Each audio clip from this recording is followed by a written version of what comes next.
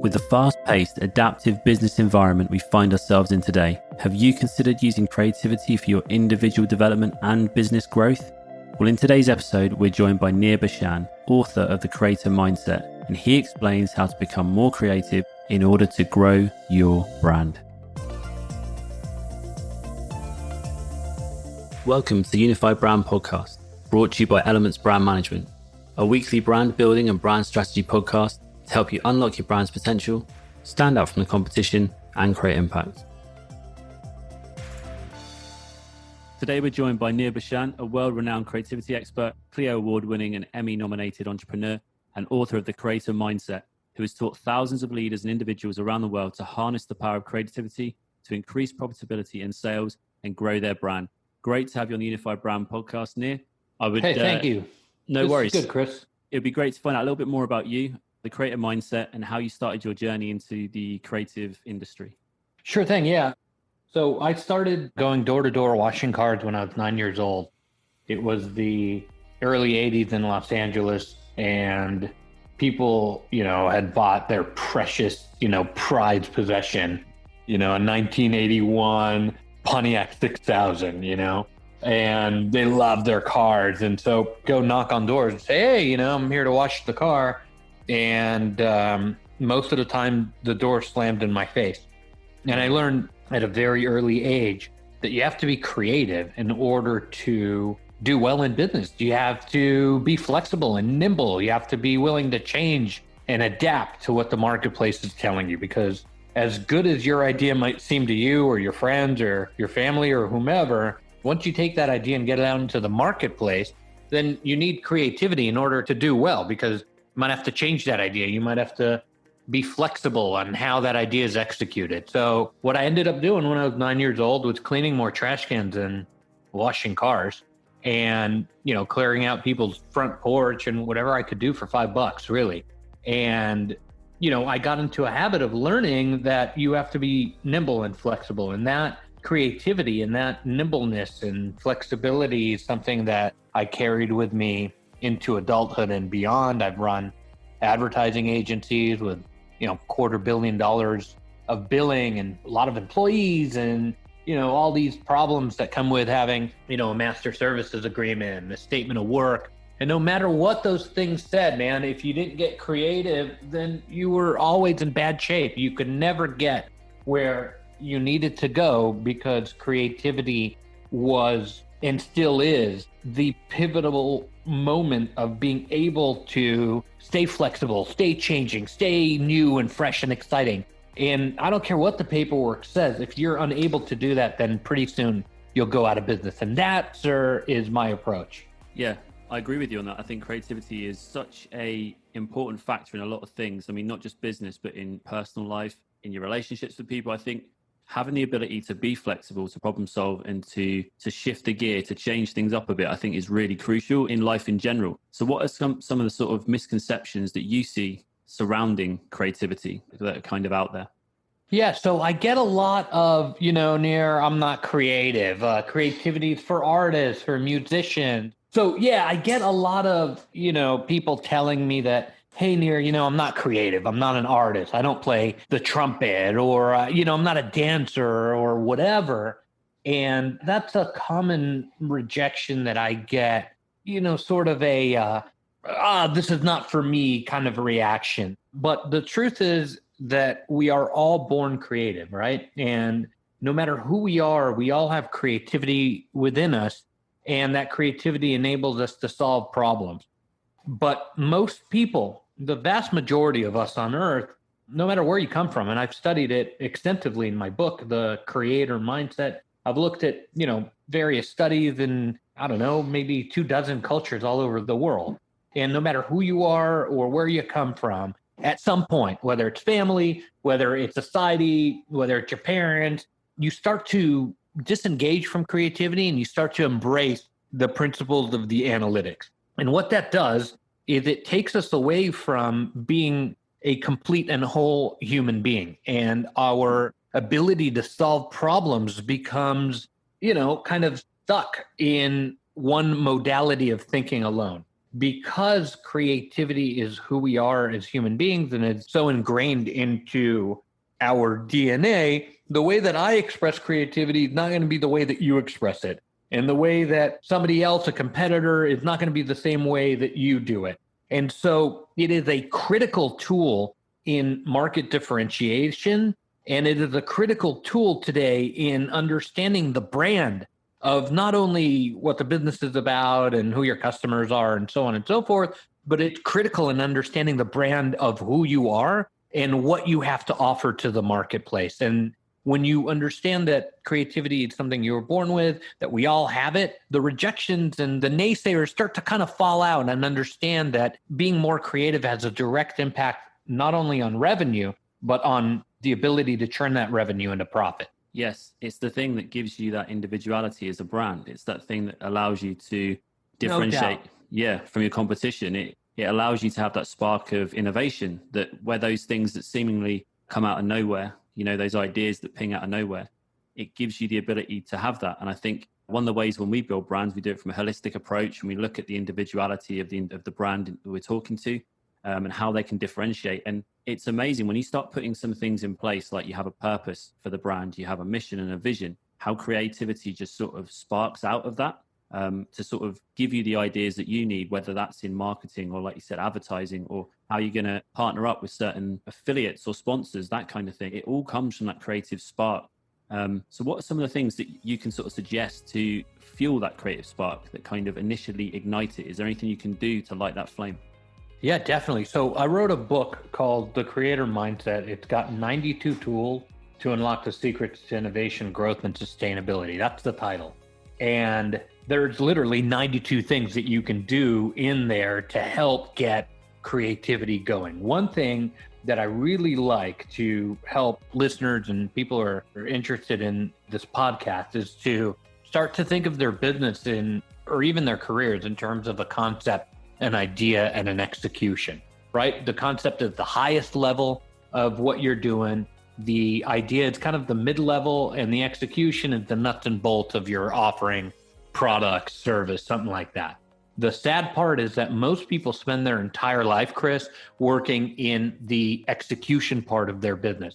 Yep. They're forever running around putting out, a fire, or on endless back-to-back Zoom meetings like we are today, or fixing the problem at payroll, or something got snagged with invoicing and, a vendor is not, paying on time. There's a million things in that execution realm.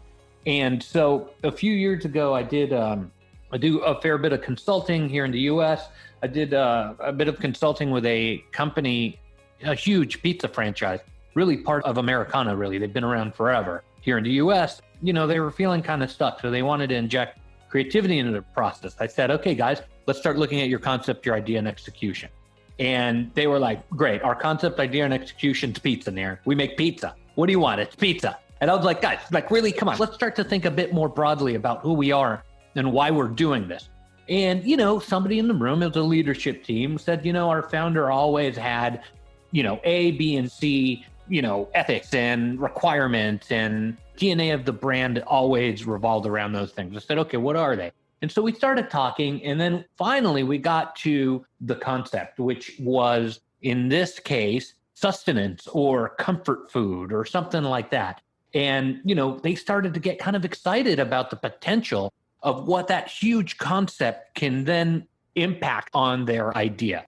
And so I started asking for some ideas, and they were like, well, Italian food, healthy Italian food. And we started to get really excited.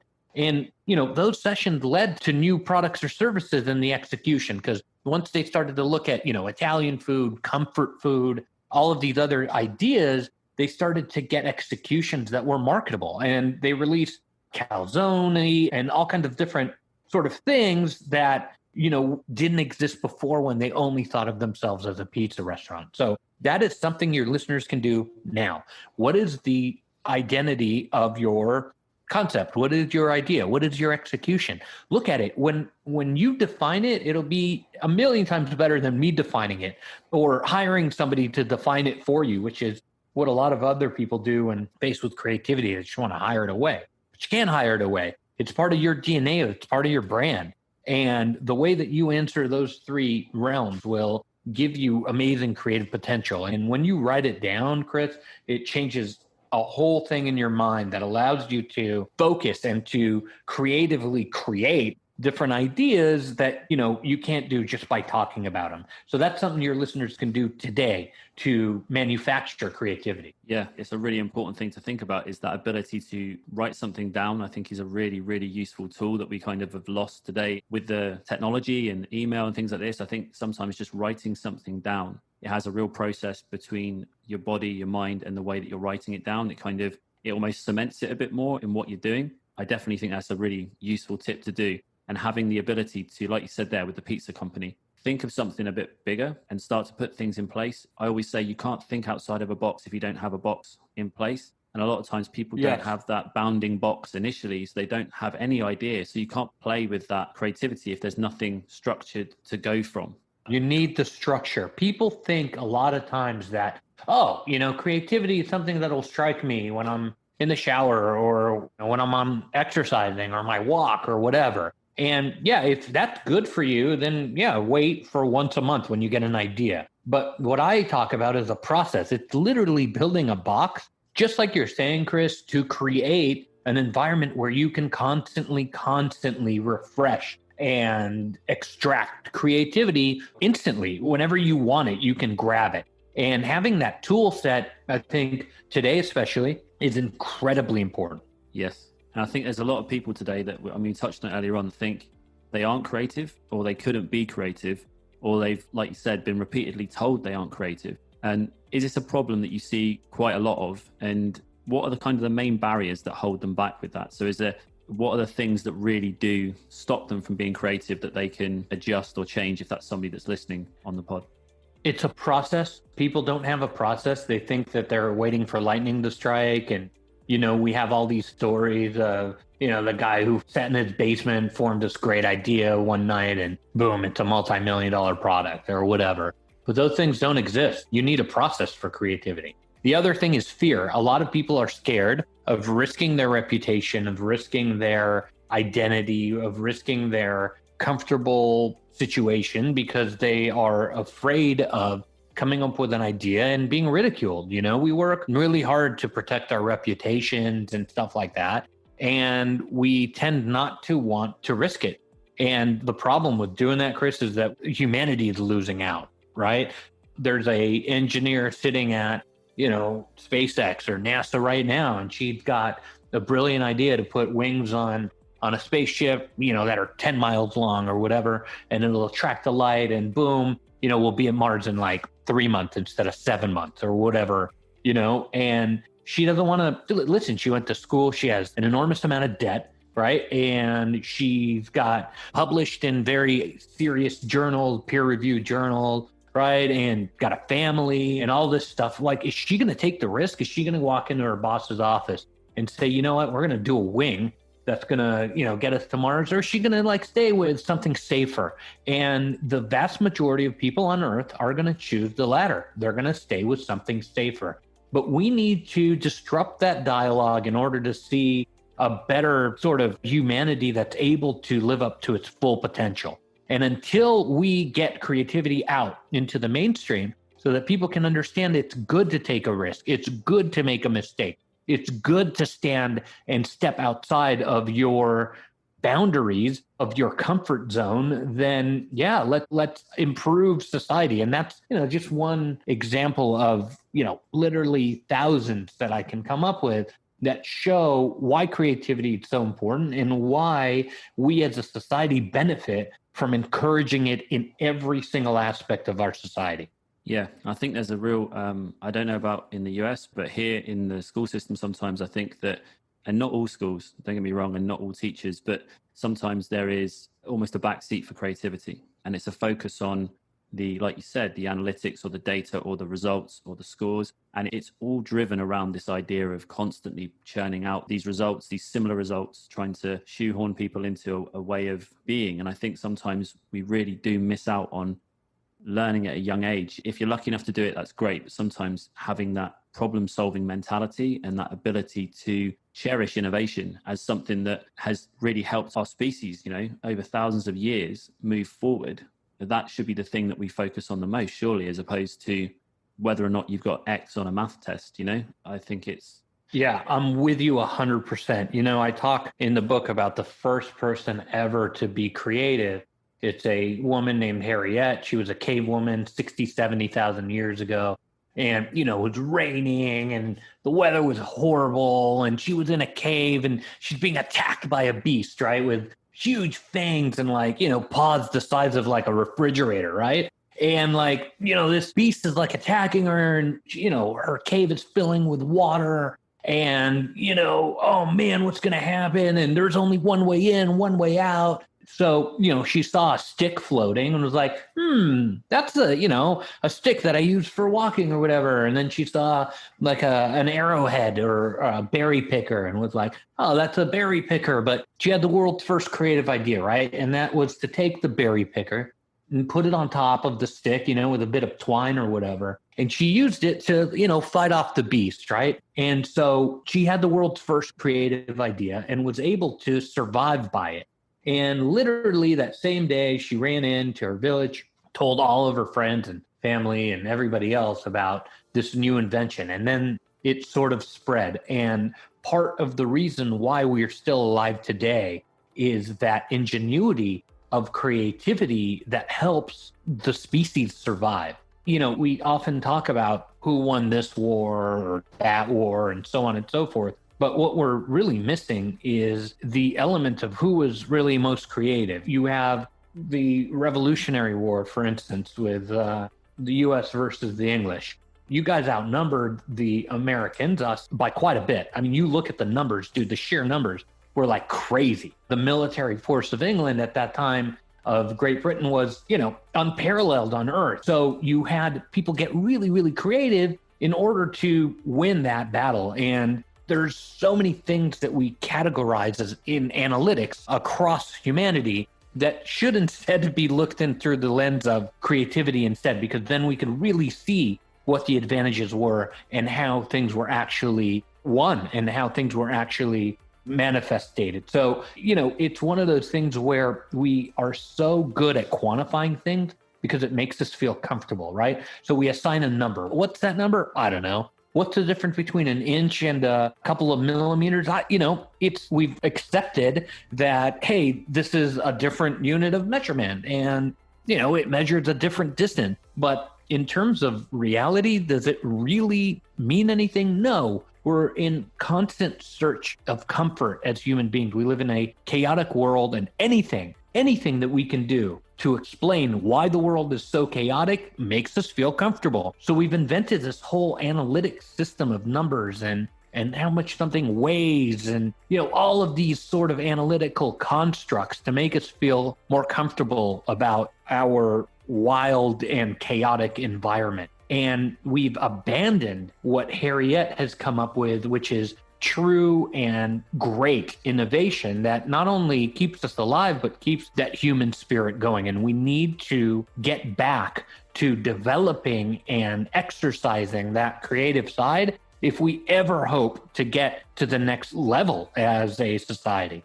Yeah, I think that analogy used with the war, the Revolutionary War, I think is a really good example of if you take that to business as well. So how the little guy can kind of, in that scenario, the one that was outnumbered, the one that had to think creatively in order to strategize better and think more effectively about how they were going to defeat that greater number, that bigger foe. So in business with that idea, having that smaller brand doesn't always mean that it's a foregone conclusion from an analytical point of view that you are going to be blown away by the competition. I mean, you look at things like Dollar Shave Club when they came onto the scene compared to the heavy hitters like Gillette, and how they sort of innovated enough and changed the way that business was done in order to shake it up a bit and kind of be that disruptor using innovation. And I think, like you said, if we could all think more like Harriet, I think we'd be in a much better position, and not just from our business point of view, but from a social point of view. And there would also be a shared goal. I think if creativity was celebrated more as a goal for all of us, I think it would bring everyone together a bit more than kind of the analytics divide people, don't they? Yeah. The numbers divide. Yeah, you're on a really good point. The division and the harmony starts within every human being on earth. And our love affair of the analytics had led us astray. It's led us into disharmony and unbalance. Our brains are literally wired into two hemispheres in charge of, one's in charge of creativity and one's in charge of the analytics. And unless we're operating our equipment that we came with to its optimal degree, we're forever out of balance.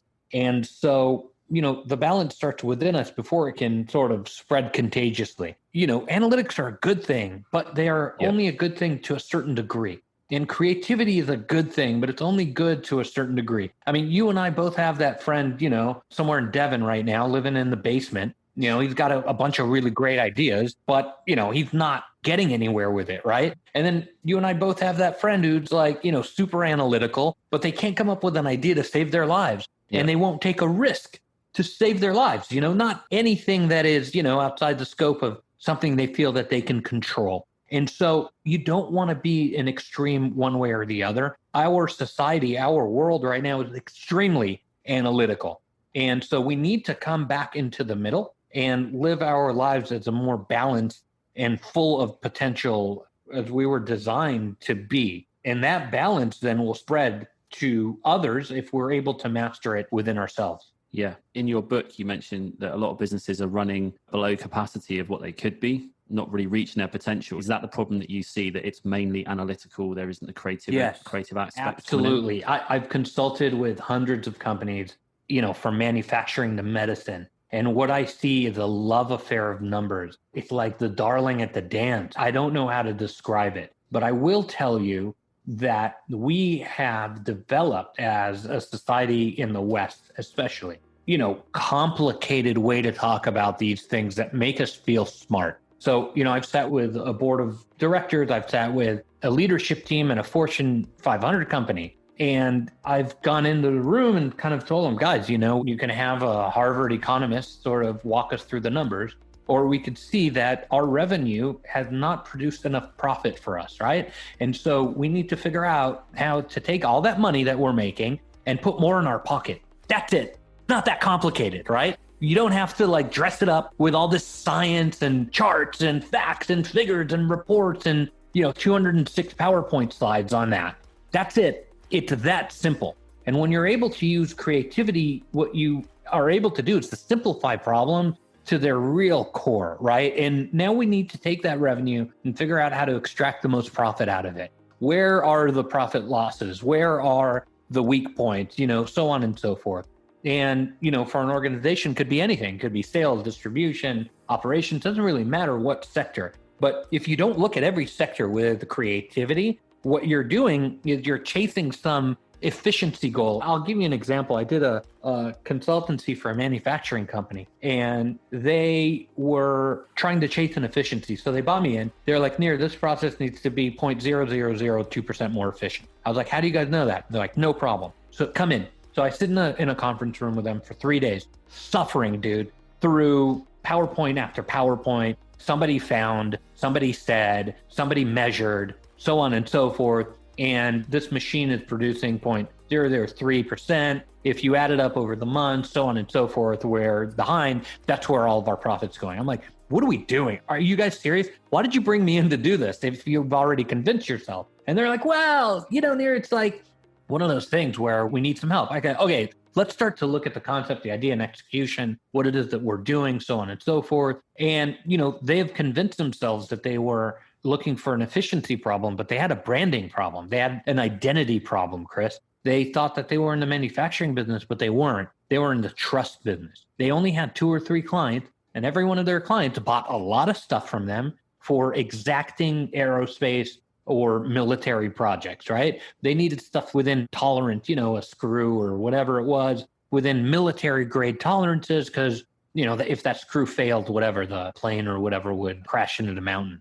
So when I initially came in, it was an efficiency chase, right? How do we become more efficient? And so on and so forth. But when we got creative, we were able to change the paradigm from it being an efficiency issue into a creativity, a branding, a marketing, a positioning issue. And when the company was able, the manufacturer was able to reposition as a trust brand, they found that the clients ordered more stuff, and it kind of solved the problem of that machine being efficient or not.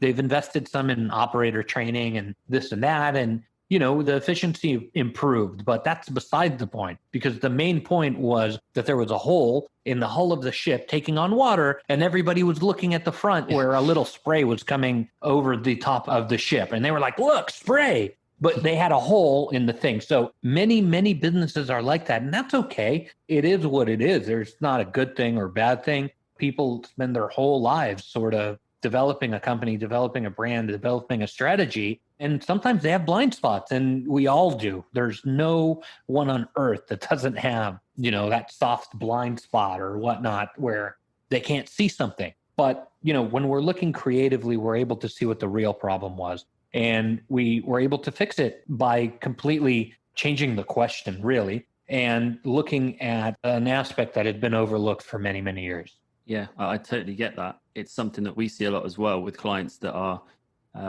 they're, like you said, focusing on one thing, but there is a bigger thing going on. There's a bigger thing at play. The bigger picture is actually, there's a number of areas, or there's something that is being missed. And while they're focusing on one particular thing, that thing is not being addressed. The bigger problem, the bigger concern isn't being addressed. And like you said, it's a blind spot. And like you said, everyone has it. And sometimes that's why it helps, even with myself, with regards to branding our business. Talking to somebody else with regards to that is always a help, because you can't always see the label when you're inside the bottle, if that makes sense. And you need that external sometimes to inspire that creativity as well, because we all get stuck in our ways sometimes, not being able to tap into that innovation. And just having a conversation like with someone like yourself, just having a conversation about a topic like this really sparks off a load of ideas and and innovation. So I think that's really important, is talking to other people and getting out there and talking to a lot of different people, really, and trying to foster that creativity. So I saw something on your website about the 4 Ps of creativity. Could you sort of explain on those or elaborate on those? Yeah, definitely. So this is part of my process of helping a company, or even someone on a career path, become more creative, right? And the system that I have called the 4 Ps. One is the people. That's where the first piece starts. People is where, really what it's all about. And, I know that a lot of people say that, but a lot of people don't teach you how to find the right people. And so I talk in a book about a couple of methods that are really great. In the US, we have one of the biggest reserve of really great people coming out of the military that don't have a linear history on their resume, and therefore, they don't get hired in the private sector. And I've hired military people here in the US for 20 years, and they're some of the best hires I've ever had. Why? Because they have discipline and, an approach to problem solving that is, case critical. They, you got to solve the problem or else someone's going to die, right? So they're one of the greatest untapped resources of people that we have here in the US. I talk about a few more resources of where to find good people. The second is the process. It's like we talked about earlier, creativity doesn't just happen. It's not like a lightning bolt strikes or whatever. You got to do it. You got to work at it. You have to have a process. So I talk about how getting a process into place and, setting it up so that everyone follows it is incredibly important for creativity to thrive. The third is the product, right? The third P is the product. And like in the example earlier with the manufacturing company, a lot of people don't know what their product does in the marketplace. I worked on a very popular sports drink brand. And, the sport drink brand convinced themselves that every single sale that they are doing is going to some athlete playing football in the heat of the Florida sun and that sort of thing. And what we actually found was that most people who consume this particular brand were hungover, right? After a night of partying. And it narrowed down the demographic quite a bit, because it had electrolytes and kind of made you feel better after you were hungover. But the brand was convinced, no, that's not how my brand is being consumed in the marketplace. It's something else, so on and so forth. So we were able to help them identify who they were as a brand. And being able to do that is incredibly important. What does your product do? And who are you really in the marketplace to your buyers, and so on and so forth. And then the final one is, once you get those 3 right, you have the what's left over, which is the profit. And that's, how do I take what has come in through revenue and turn it into meaning, because nobody cares how much revenue you have if you're unable to take that revenue and turn it into meaningful profit.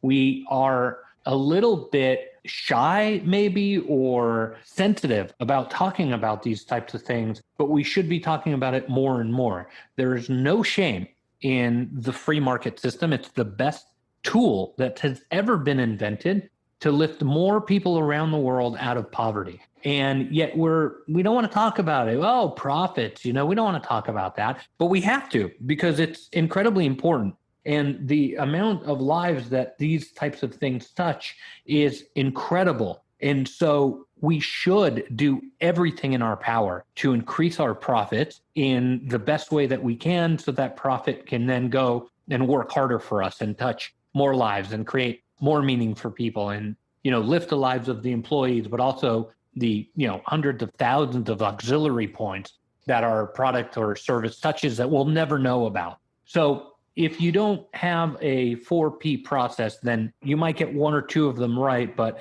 in order to really grow and to do well holistically, you need to have every one of the 4Ps lined up at your product or service or your career in order to become creative.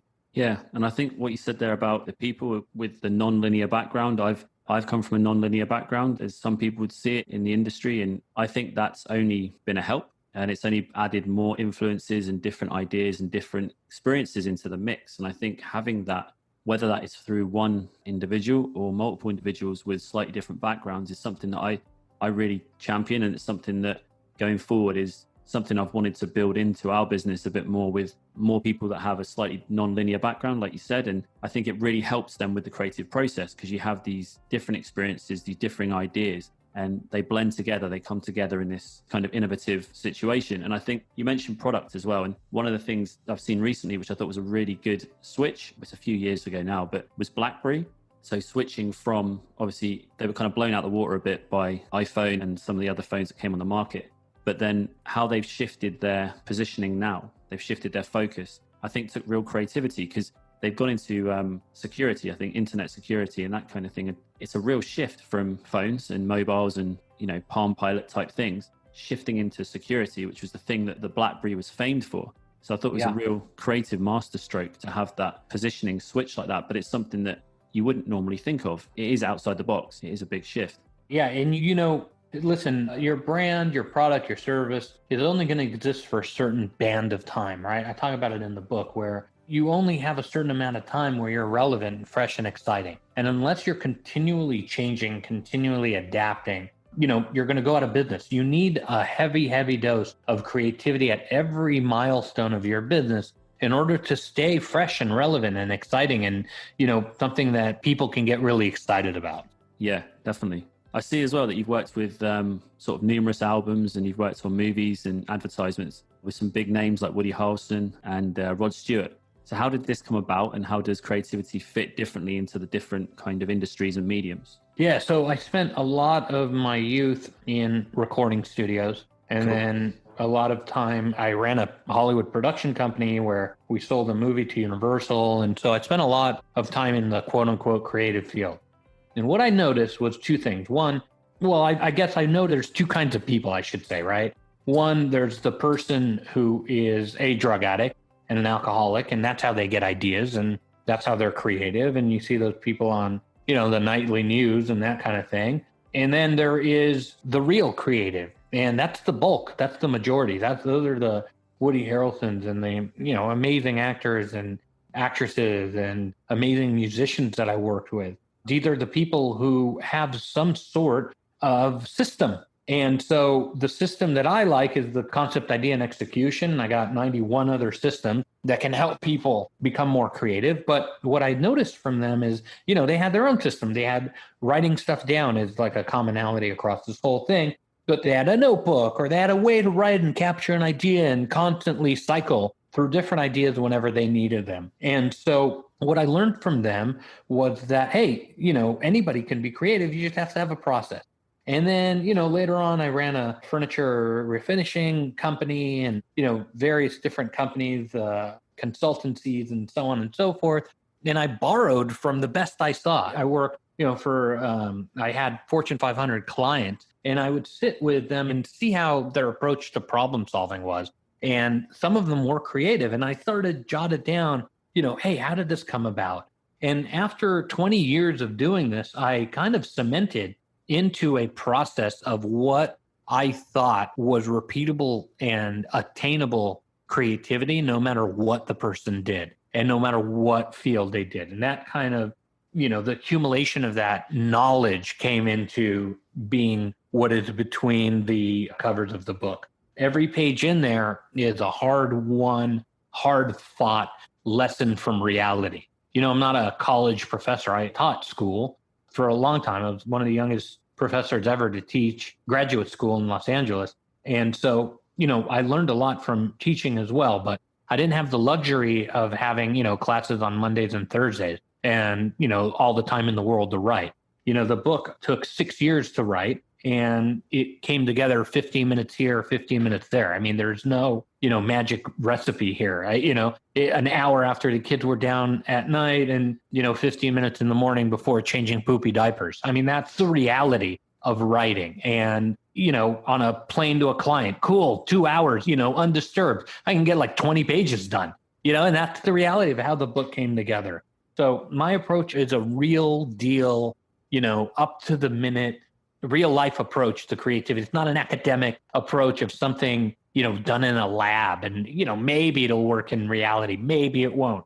And I'm not knocking at academics. I love their work. I read almost every book that comes out on creativity, on systems organizations, on, behavioral psychology, so on and so forth. But a lot of these principles are, lab principles, they're done with a bunch of grad students or a bunch of undergrad, that they pay $5 and they gain some kind of research from it. I think it's fine. But the stuff that I talk about is real world. I mean, it's like a real business that had a real problem that needed creativity to get to the next level, or they went out of business because they weren't creative and, had to do a mass layoff and so on and so forth. So my approach, it's a reality-based approach. And I borrowed from literally 50 different fields that I've either worked in or touched or consulted with or on and on in order to create this manual that I feel is incredibly effective no matter who you are, no matter what you do.